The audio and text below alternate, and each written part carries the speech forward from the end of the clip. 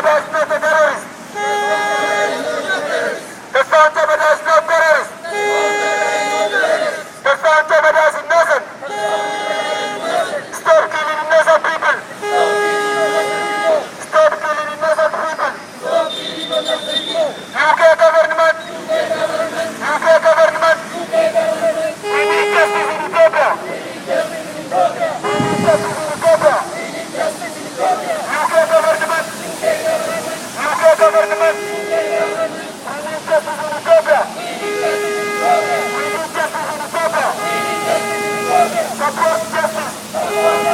Support justice.